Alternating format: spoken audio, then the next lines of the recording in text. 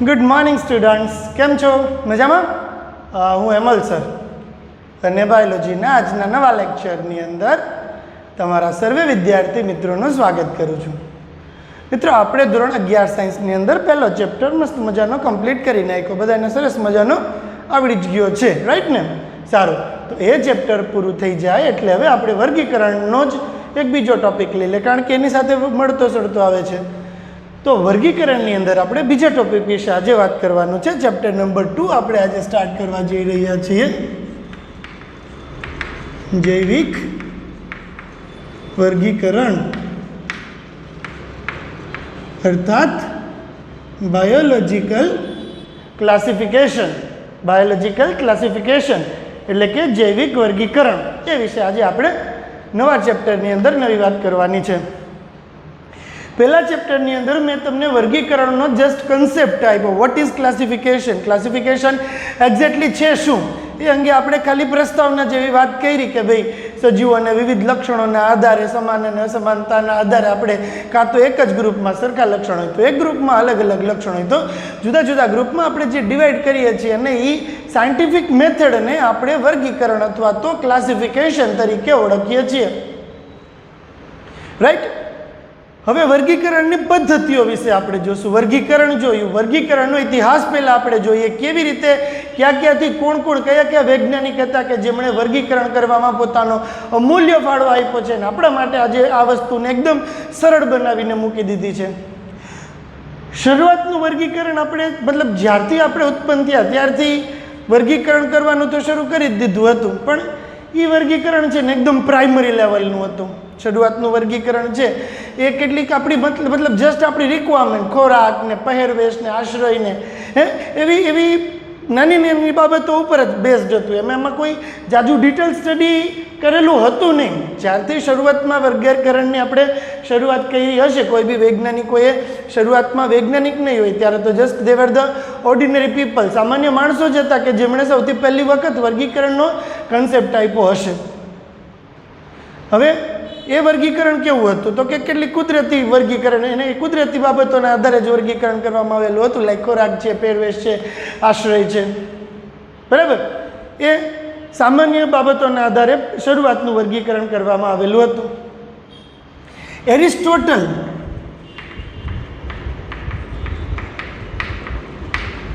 જ્યારે પણ આપણા જાણીતું નામ આવે ને એટલે તરત જ આપણા મનની અંદર સ્ટ્રાઇક થવું જોઈએ કે એરિસ્ટોટલ શબ્દ આપણે કોઈક દિવસ ક્યાંક સાંભળેલો છે. ક્યાં સાંભળેલો છે એરિસ્ટોટલ? આપણે શબ્દ પહેલા લેક્ચરની અંદર સાંભળ્યો છે. એરિસ્ટોટલ કોણ હતા? Aristotle father of biology.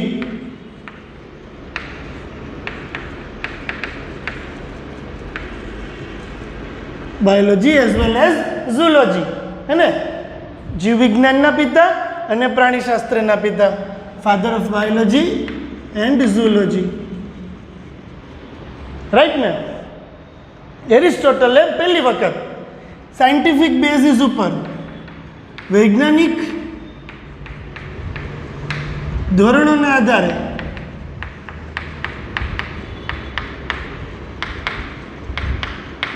વર્ગીકરણ કર્યું. એમને છે ને પહેલી વખત કેટલાક સાયન્ટિફિક બેઝિસ ઉપર વર્ગીકરણ કર્યું, કે ભાઈ વર્ગીકરણ કરાય, ફાઇન, એમને જનરલી ઓર્ડિનરી નહીં, લાઈક ખોરાક માટે ને પહેરવા માટે ને આશ્રય માટે ને એવું નહીં. જે એમને પહેલી વખત વર્ગીકરણને કેટલાક સાયન્ટિફિક બેઝિસ ઉપર કર્યું. એમણે છે ને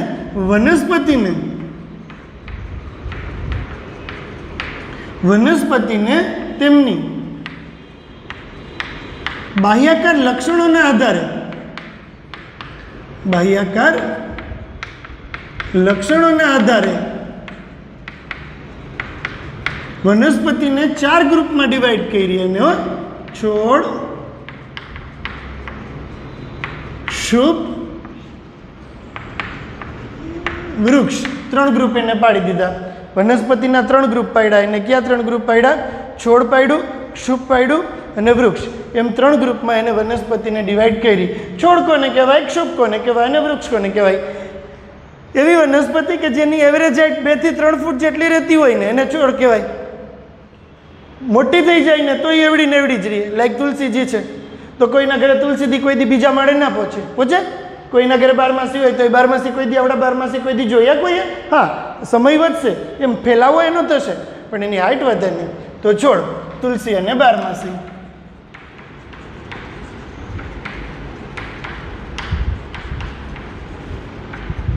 ક્ષુપ, એવરેજ હાઇટ 8-10 ફૂટ જેટલી એવરેજ હાઇટ જેની રહે ને, 8 થી 10 ફૂટ જેટલી જેની એવરેજ હાઇટ રહે એને આપણે ક્ષુપ તરીકે ઓળખીએ છીએ. લાઈક ગુલાબ અને જાસૂદ, આ બેની એવરેજ હાઇટ કેટલી રહે? ગુલાબ કોઈ દી ત્રીજા માળે ના પહોંચે ત્રીજા માળે ગુલાબ કોઈ દી ના પહોંચે, બસ એની લિમિટ થઈ ગઈ, છત સુધી તો એ માંડ પહોંચે, એનાથી આગળ ના વધે. તો એ ક્ષુપ થઈ ગયા. વૃક્ષને તો આપણે ઓળખીએ છીએ ખૂબ વધુ ઊંચાઈ ધરાવતા, જેમ કે લીમડો અને પીપળો. ઓકે, તો એમણે બે જૂથમાં ડિવાઈડ કરી દીધા, વનસ્પતિ અને પ્રાણી. વનસ્પતિનું ડિવિઝન કેમ કર્યું? તો કે ભાઈ જસ્ટ બાહ્યાકાર લક્ષણ અને બેઝ, એને એમ કીધું કે ભાઈ 2-3 ફૂટ જેટલી હાઇટવાળું હોય તો છોડ, 8-10 ફૂટ જેટલી હાઇટવાળું હોય તો ક્ષુપ, વધુ ઊંચાઈવાળું હોય તો વૃક્ષ. છોડના એક્ઝામ્પલ ખાસ યાદ રાખજો, તુલસી અને બારમાસી. બાયોલોજીની અંદર કોઈ પણ વસ્તુ તમે સમજ્યા છો એ ક્યારે કહેવાય? ક્યારે કહેશો તમે કે તમને એક વસ્તુ સમજી શક્યા છો? જો તમે એનું એક્ઝામ્પલ આપી શકો ને તો જ તમે કહી શકો કે એ વસ્તુ સમજ્યા છો, કારણ કે સમજ્યા વગર કોઈ પણ વ્યક્તિ કોઈ દિવસ એક્ઝામ્પલ ના આપી શકે, રાઈટ? એટલે તુલસી અને બારમાસી છોડના ઉદાહરણ થયા, પછી ગુલાબ અને જાસૂદ ક્ષુપના ઉદાહરણ થયા, લીમડો અને પીપળો એ વૃક્ષના ઉદાહરણ થયા. વળી અને પ્રાણીઓને બે જૂથમાં વિભાજિત કર્યા હો. પ્રાણીઓના બે ભાગ, એક લાલ રુધિરવાળા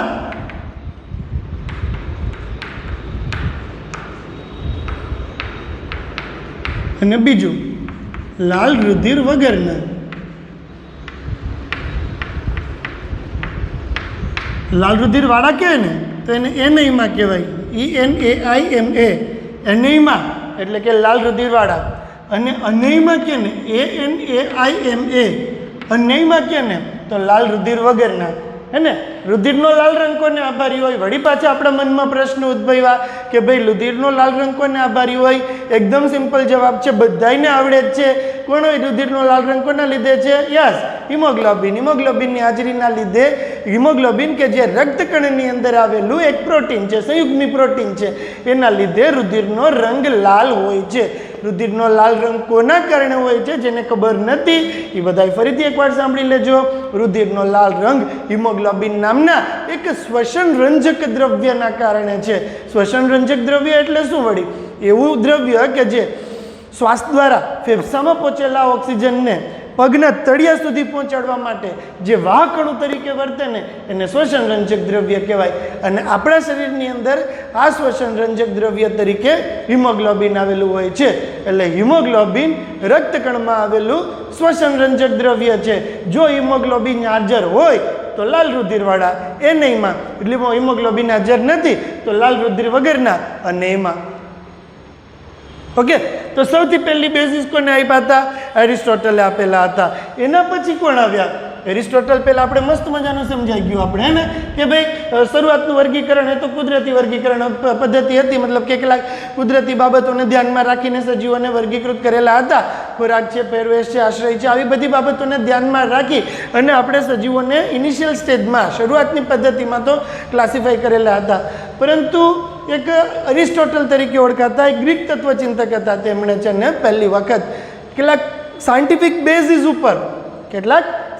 બેઝિસ ઉપર સજીવોને વર્ગીકૃત કરવાની શરૂઆત કરી. Aristotle was the first person who tried to classify the organism, right, according to their scientific aspect. હે ને? સાયન્ટિફિક આસ્પેક્ટને ધ્યાનમાં રાખીને એમણે સજીવોને વર્ગીકૃત કર્યા. એમણે કીધું કે ભાઈ વનસ્પતિ છે ને એને હું બાહ્યાકાર લક્ષણોને ધ્યાનમાં રાખીને 3 ગ્રુપ પાડીશ, કાં તો છોડ હશે, કાં તો ક્ષુપ હશે, કાં તો વૃક્ષ હશે. અને પ્રાણી હોય ને એના 2 ગ્રુપ પાડ્યા, લાલ રુધિરવાળા, લાલ રુધિર વગરના. લાલ રુધિરવાળા કહે ને તો મનુષ્ય, લાલ રુધિર વગરના કહે ને તો મૃદુકાય છે, એની અંદર એ ના હોય. પછી સંધિપાત છે, સંધિપાતમાં હિમોગ્લોબિન ના હોય. બરાબર? તો આ બધા અલગ અલગ છે. માખીને તમે મારો તો લાલ કલરનું લોહી ના નીકળે. ના નીકળે માખીને મારીએ ને તો લાલ કલરનું લોહી, તો એનો અર્થ શું થયો? એ લાલ રુધિર વગરની એનેમાં, અને આવે છે લાલ રુધિરવાળા એનેમાં. હવે કોણ આવે છે? એના પછી કોણ આવ્યા?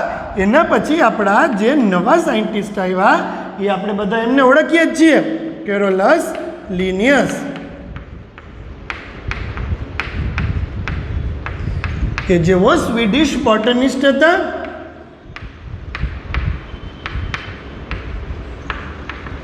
એઝ વેલ એઝ તેઓ વર્ગીકરણ વિદ્યાના પિતા, કારણ કે પહેલી વખત દ્વિનામી નામકરણ પદ્ધતિનો મોટા પાયે તેમના દ્વારા જ ઉપયોગ કરવામાં આવેલો હતો. That is why he is the father of taxonomy. વર્ગીકરણ વિદ્યાના પિતા તરીકે આપણે તેને માન આપીએ છીએ. હવે કેરોલસ લિનિયસે 1700ની સાલની આસપાસ, 1750 ઓર સમથિંગ લાઈક દેટ, પણ 1700 એટલે કે આજથી 400 વર્ષ પહેલાં એમણે સજીવોને વર્ગીકૃત કરવા માટેનું આસ્પેક્ટ આપ્યો. અને you want believe with students કે અમે આજ દિવસ સુધી, ઇનફેક્ટ ગુજરાત બોર્ડની જે જૂનો કોર્સ હતો ને એમાં સુધી આ જ વર્ગીકરણ પદ્ધતિ અપનાવતા હતા. કેરોલસ લિનિયસે સજીવોને વર્ગીકૃત કરવા માટેની દ્વિસૃષ્ટિ વર્ગીકરણ પદ્ધતિ આપી.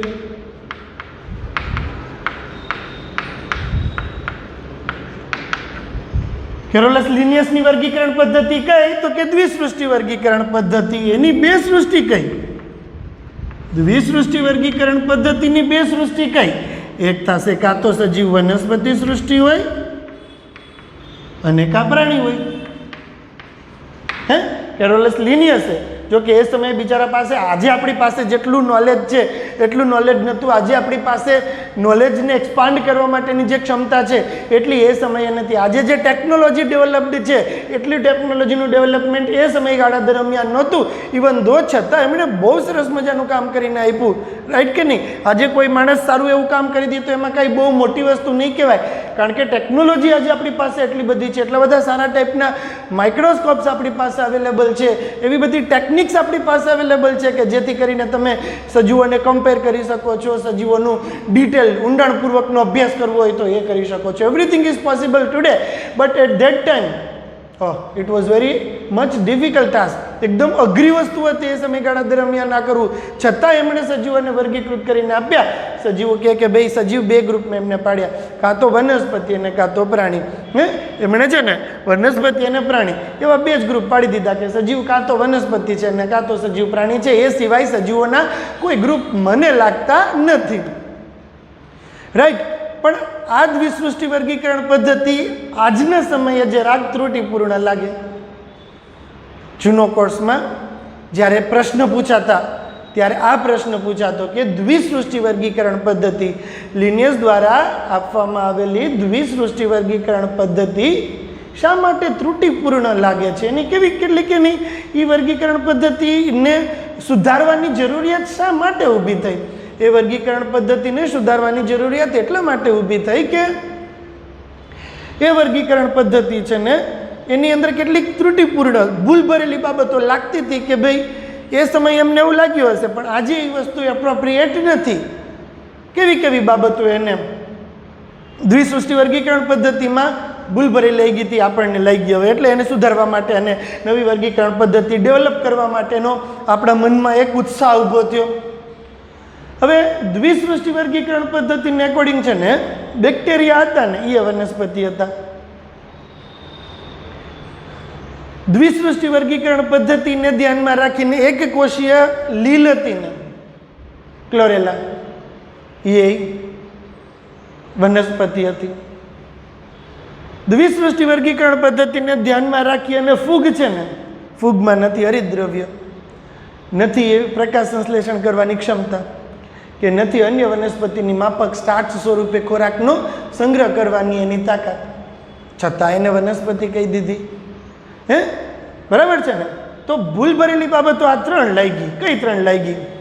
તેમણે એક કોષીય અને બહુકોષીય,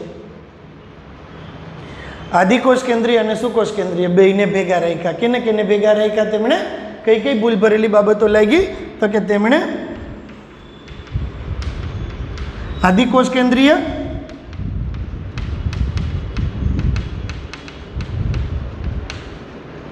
અને સુકોષ કેન્દ્રીયને સાથે રાખ્યા.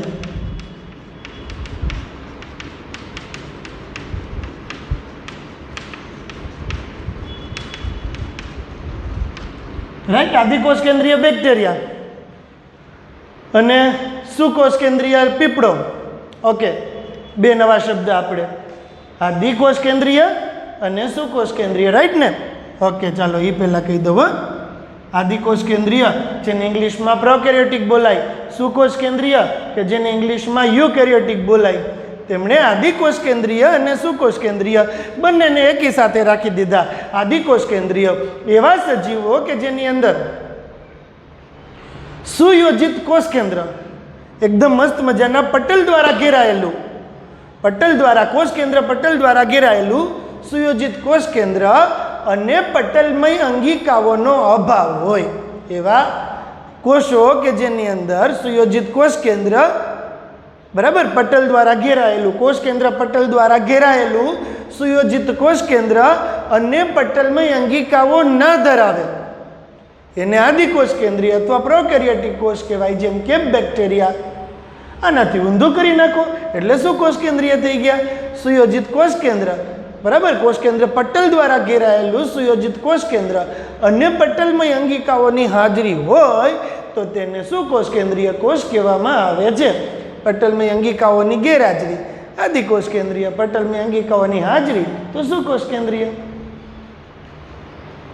બેસે છે કન્સેપ્ટ મનમાં? આદિકોષ કેન્દ્રીય બહુ ઇમ્પોર્ટન્ટ વસ્તુ છે. આપણે આ વસ્તુનો 1000 વાર ઉપયોગ કરશું, બરાબર, 2 વર્ષ દરમિયાન.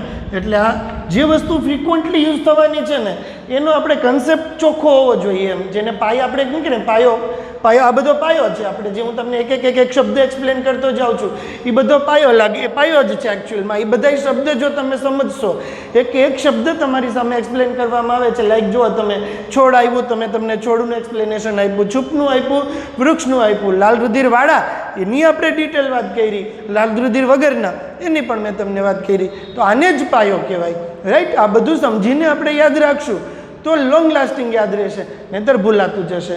આદિકોષ કેન્દ્રીય એટલે શું? તો કે સુયોજિત કોષ કેન્દ્ર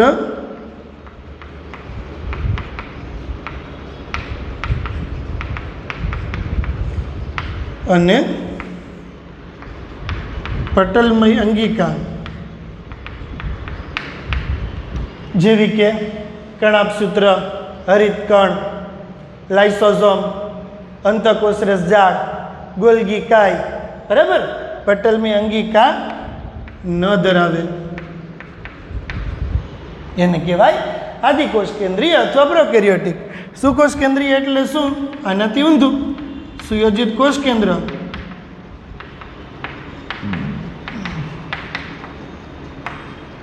અને પટલમય અંગિકા ધરાવે તો સુકોષ કેન્દ્રીય અને ના ધરાવે તો આદિકોષ કેન્દ્રીય. તમે જ વિચાર કરો કે આ બે તો એકબીજા કરતાં ટોટલી જુદા જ સજીવો છે. હવે એકબીજા કરતાં ટોટલી જુદા સજીવોને તમે જો એક જ ગ્રુપમાં મૂકી દો તો ધૂળ ક્લાસિફિકેશન કર્યું કહેવાય. પણ એ સમયે એમની પાસે માઇક્રોસ્કોપ પણ નહોતું. એ સમયે એમની પાસે માઇક્રોસ્કોપ હતું જ નહીં. માઇક્રોસ્કોપ વગર કોઈ માણસ તમને જે આદિકોષ કેન્દ્રીય અને સુકોષ કેન્દ્રીયને છૂટા પાડી દીધા, બરાબર, એ મોટી વસ્તુ કહેવાય એમ.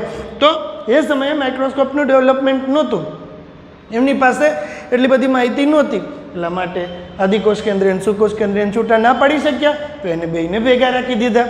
આ એમની પહેલી ભૂલ હતી. બીજી ભૂલ કઈ લાગી? બીજી ભૂલ લાગી એક કોષીય અને બહુકોષીય.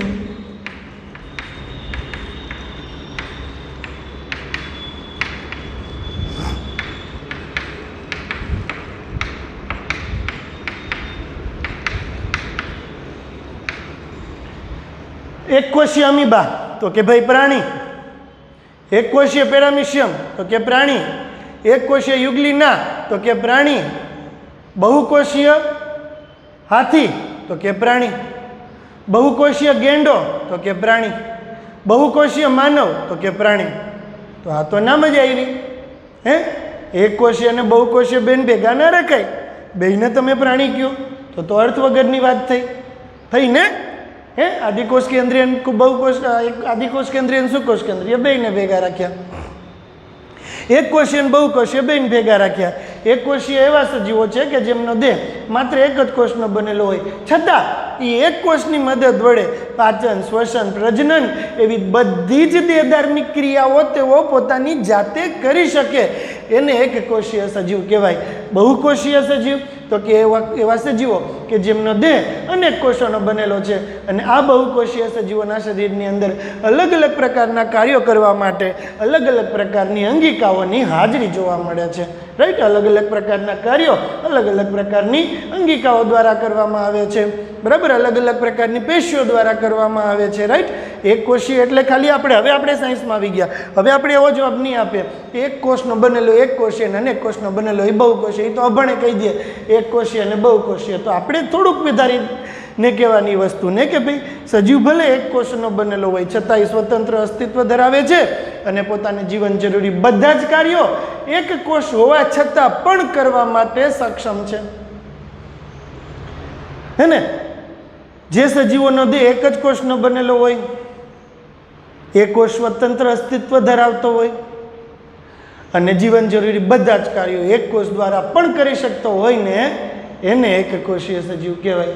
જે સજીવોનો દેહ અનેક કોષનો બનેલો હોય અને તેમના દેહની અંદર અલગ અલગ કાર્યો કરવા માટે અલગ અલગ પ્રકારની પેશીઓ, અંગો, અંગતંત્રની રચના થઈ ગઈ હોય, એને બહુકોષીય સજીવ કહેવાય.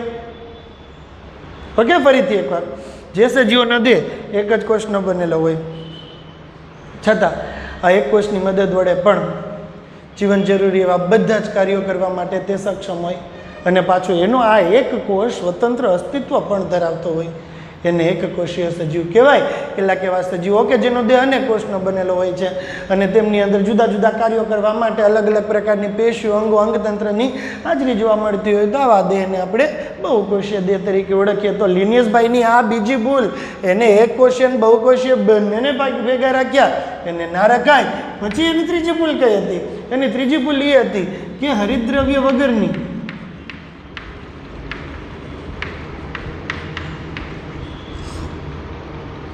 બરાબર સેલ્યુલોઝની કોષ દિવાલ ન ધરાવતી, સેલ્યુલોઝ એક પ્રકારનું પોલિસેકેરાઇડ છે, સેલ્યુલોઝની કોષ દિવાલ ન ધરાવતી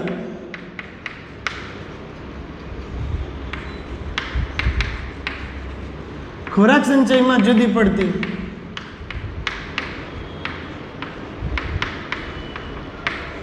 ખોરાક સંચયમાં પણ જુદી પડતી ફૂગને વનસ્પતિ કીધી. આવું તો ના જ ચાલે ને, બીજી બધી વનસ્પતિ તો હડતાલ ઉપર ઉતરી જાય. એટલે આને કે તમે કેમ વનસ્પતિ કયો? નથી એની પાસે સેલ્યુલોઝની કોષ દિવાલ, નથી એની પાસે હરિતદ્રવ્ય, નથી એની પાસે પ્રકાશ સંશ્લેષણ કરવાની ક્ષમતા, કંઈ નથી. ઇવન દો છતાં તમે એને વનસ્પતિ કહો છો. This is not done. આવું તો ના ચાલે.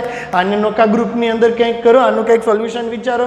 તો આવી બધી ભૂલો લાગી ને એટલા માટે, આ બધી ભૂલ ભરેલી બાબતો લાગી ને એટલા માટે, બરાબર, આ વર્ગીકરણ એટલે મતલબ એમ કહે છે કે આ વર્ગીકરણ સમજવામાં સહેલું હતું, પરંતુ ખૂબ જ ઘણા બધા એવા સજીવો હતા કે જેનું આ વર્ગીકરણ પદ્ધતિમાં ક્યાંય સ્થાન નહોતું. આ વર્ગીકરણ પદ્ધતિ પ્રારંભિક આ વર્ગીકરણ પદ્ધતિ સમજવામાં સહેલી હતી,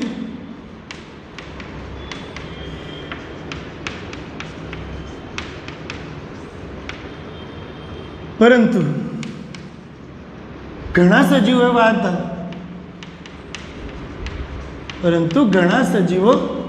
એવા હતા કે જેનું આ વર્ગીકરણ પદ્ધતિમાં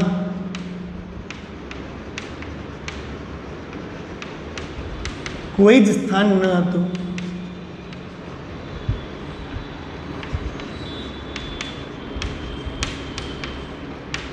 આથી દ્વિસૃષ્ટિ વર્ગીકરણ પદ્ધતિની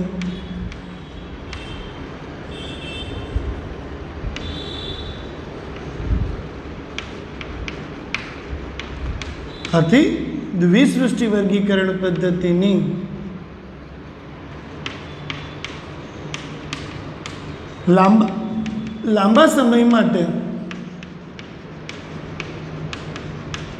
ઉપયોગિતા અયોગ્ય જણાઈ. અને કંઈક આનો અલ્ટરનેટિવ વિચારવા માટેની એક આપણા મનમાં પ્રશ્ન, એક મતલબ કે એવી વસ્તુ આપણા મનની અંદર આવી કે ભાઈ આનો અલ્ટરનેટિવ કંઈક વિચારવો તો પડશે, આમાં તો ઘણી બધી ભૂલો લાગે છે. સમજાય છે આખું મસ્ત મજાનું એકદમ મખન ક્લિયર બધું. એરિસ્ટોટલ તો કે father of biology as well as father of zoology, કે જેમણે પહેલી વખત સાયન્ટિફિક બેઝિસ ઉપર સજીવોને વર્ગીકૃત કરવાની શરૂઆત કરી. વનસ્પતિને બાહ્યાકાર વિદ્યાના આધારે 3 ગ્રુપ પાડી દીધા એમને, બરાબર. કાં તો છોડ છે, કાં તો ક્ષુપ છે, અને કાં તો વૃક્ષ છે. પ્રાણીઓને એને 2 ભાગ પાડી દીધા, લાલ રુધિરવાળા અને લાલ રુધિર વગરના. નીમા અને અનેયમા. આને એનિમા બોલાય અને અનેયમા બોલાય, બરાબર. પછી કેરોલસ લિનિયસ કે જેઓ સ્વીડિશ બોટનિસ્ટ હતા, એઝ વેલ એઝ તેઓ દ્વિનામી નામકરણ પદ્ધતિ આપી હોવાના લીધે વર્ગીકરણ વિદ્યાના પિતા પણ હતા. તેમણે સજીવોને વર્ગીકૃત કરવા માટેની એક વર્ગીકરણ પદ્ધતિ આપી કે જેનું નામ હતું દ્વિસૃષ્ટિ વર્ગીકરણ પદ્ધતિ. આ દ્વિસૃષ્ટિ વર્ગીકરણ પદ્ધતિ કેટલેક અંશે ત્રુટિપૂર્ણ લાગતી હતી. આ ત્રુટિપૂર્ણ એને સજીવોના 2 ગ્રુપ પાડ્યા, સજીવ કાં તો વનસ્પતિ છે અને સજીવ કાં તો પ્રાણી છે, એવા સજીવોના 2 ગ્રુપ પાડી દીધા, રાઈટ. હવે એની ભૂલ ભરેલી બાબતો કઈ લાગી? તેમણે આદિકોષ કેન્દ્રીયન, સુકોષ કેન્દ્રીયન સાથે રાખ્યા, એક કોષીય બહુકોષીય અને સાથે રાખ્યા, હરિદ્રવ્ય વગરની સેલ્યુલોઝની બનેલી ના હોય એવી કોષ દિવાલ ધરાવતી. ખોરાક સંચયમાં પણ જુદી. બધી વનસ્પતિમાં ખોરાક સંગ્રહ સ્ટાર્ચ સ્વરૂપે થાય, ફૂગમાં ગ્લાયકોજન સ્વરૂપે થાય. બધી વનસ્પતિની કોષ દિવાલ સેલ્યુલોઝની હોય, ફૂગની કોષ દિવાલ કાઇટિનની બનેલી હોય, બરાબર. બધી વનસ્પતિમાં હરિદ્રવ્ય હોય, આની અંદર હરિદ્રવ્ય ના હોય. તો આમ ફૂગ માટે ફૂગને પણ વનસ્પતિ કીધી. આ વર્ગીકરણ શરૂઆતમાં આપવામાં આવેલું હતું, સરળ કક્ષાનું હતું, સમજવામાં સહેલું હતું, પણ ઘણા બધા સજીવો એવા હતા કે જેમને આ વર્ગીકરણ પદ્ધતિમાં કોઈ સ્થાન નહોતું. એટલા માટે લાંબા સમય સુધી આ દ્વિસૃષ્ટિ વર્ગીકરણ પદ્ધતિની ઉપયોગિતા અયોગ્ય જણાઈ અને કંઈક નવું વિચારવાની શરૂઆત થઈ. હવે કે જો આની અંદર આપણે કંઈક બીજું લક્ષણ ધ્યાન લઈએ તો બાહ્યાકાર લક્ષણો તો આપણે લેવાના જ છે, પરંતુ બાહ્યાકાર લક્ષણો સિવાય કોષ રચના, કોષ દિવાલની પ્રકૃતિ, પોષણનો પ્રકાર, જો બાહ્યાકાર લક્ષણો સિવાય પણ કોષ રચના,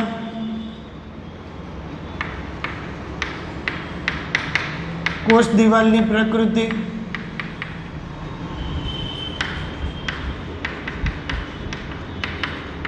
પોષણનો પ્રકાર, જો આ બાહ્યકાર લક્ષણો તો લેવાના જ, પણ આ સિવાય પણ કોષ રચના, કોષ દિવાલની પ્રકૃતિ, પોષણનો પ્રકાર, નૈસર્ગિક નિવાસસ્થાન,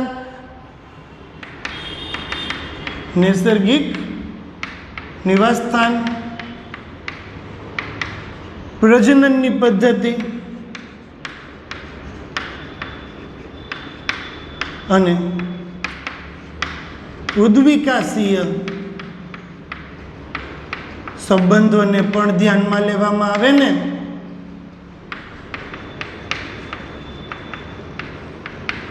સંબંધોને પણ ધ્યાનમાં લેવામાં આવે તો ઉદ્વિકાસીય સંબંધોને પણ ધ્યાનમાં લેવામાં આવે તો વધુ સારી રીતે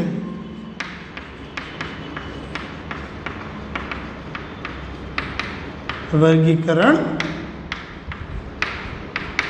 કરી શકાય, બરાબર. સજીવોને વધુ સારી રીતે પ્રોપરલી ક્લાસિફાઈ આપણે કરી શકીએ. કે પછી એને હજી તો એમ જ કહે છે કે અત્યારે વર્ગીકરણ પદ્ધતિ તમે જે અભ્યાસ કરશો ને એ વીટેકરની પંચસૃષ્ટિ વર્ગીકરણ પદ્ધતિ છે, રાઈટ. અમે અભ્યાસ કરી રહ્યો શું હતું? લિનિયસની દ્વિસૃષ્ટિ વર્ગીકરણ પદ્ધતિ.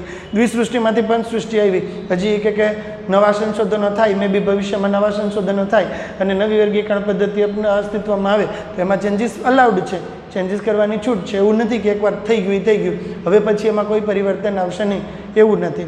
સમયે એ કે આપણું જેમ આપણું નોલેજ વધતું જશે એમ આપણે વધુ ને વધુ અલગ અલગ પદ્ધતિથી સજીવોને ક્લાસિફાય કરશું અને આપણી જે સમજવા માટેની બેઝિક્સ છે એને એકદમ ક્લિયર કરીને મૂકી દઈશું, રાઈટ. હવે આ બધી વસ્તુઓ, આ સિવાય કઈ વસ્તુઓને ધ્યાનમાં રાખવાની વાત કરી તો કે ભાઈ આ સિવાય કોઈ બાહ્યાકાર લક્ષણો તો જોવાના જ. આ ખાલી વર્ગીકરણ બાહ્યાકાર લક્ષણોના બેઝ જ હતું. બાહ્યાકાર લક્ષણો તો જોવાના જ. આ સિવાય કોષ રચના, કોષ દિવાલની પ્રકૃતિ, પોષણનો પ્રકાર, નૈસર્ગિક નિવાસસ્થાન, પ્રજનનની પદ્ધતિ અને ઉદ્વિકાસીય સંબંધોને પણ જો પ્રોપરલી કન્સિડર કરવામાં આવે ને તો એક એવી વર્ગીકરણ પદ્ધતિ બને કે જે શ્રેષ્ઠ હોઈ શકે, કદાચ એ સમય માટે શ્રેષ્ઠ હોઈ શકે, કારણ કે સમય સાથે ડેવલપમેન્ટ થાય, નવું નોલેજ આપણે બને તો નો ડાઉટ નવી વર્ગીકરણ પદ્ધતિ વિકસાવવાની જરૂરિયાત ઊભી થાય ખરી, રાઈટ. તો આ બધી વસ્તુઓને ધ્યાનમાં રાખી અને RH વિટેકર આ જે બધા પ્રોબ્લેમ હતા ને એ પ્રોબ્લેમ કોને સોલ્વ કરી દીધા?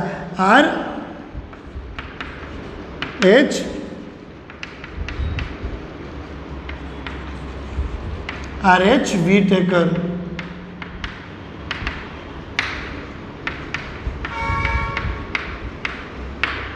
RH વિટેકર, બરાબર. આનું આખું નામ હતું રોબર્ટ હાર્ડિંગ વિટેકર.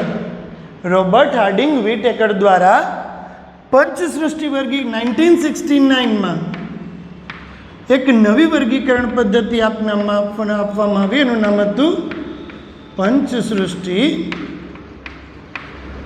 વર્ગીકરણ પદ્ધતિ. RH Whittaker, Robert Harding Whittaker દ્વારા પહેલી વખત સજીવોને પ્રોપરલી ક્લાસિફાઈ કરવા માટેની આ બધા જ વસ્તુ એને ધ્યાનમાં લઈ અને સજીવોને 5 ગ્રુપમાં ડિવાઈડ કરેલા હતા. કોષ રચના, સુકાઈનું દૈહિક આયોજન, પોષણની પદ્ધતિ, પ્રજનન અને જાતિ વિકાસીય સંબંધો. કોષ રચના, સુકાઈનું દૈહિક આયોજન, પ્રજનન, પોષણની પદ્ધતિ અને જાતિ વિકાસીય સંબંધો, આ વસ્તુને ધ્યાનમાં રાખી અને પંચસૃષ્ટિ વર્ગીકરણ પદ્ધતિ RH વિટેકર દ્વારા આપવામાં આવેલી હતી. અને એને કઈ 5 ભાગમાં વિભાજિત કર્યા સજીવોને એ વાત આપણે કાલના લેક્ચરમાં કરશું. તો આટલું શાંતિથી વાંચજો, રિમેમ્બર કરવાનો પ્રયત્ન કરજો. ઓકે, સારું, ચાલો. પણ એકદમ સિમ્પલ છે, કાંઈ ટેન્શન નહીં લેવાનું સાહેબ. છે ત્યાં સુધી મજા જ છે બધી. રેડી? ચાલો તો પડીએ પાછા કાલે. Good bye.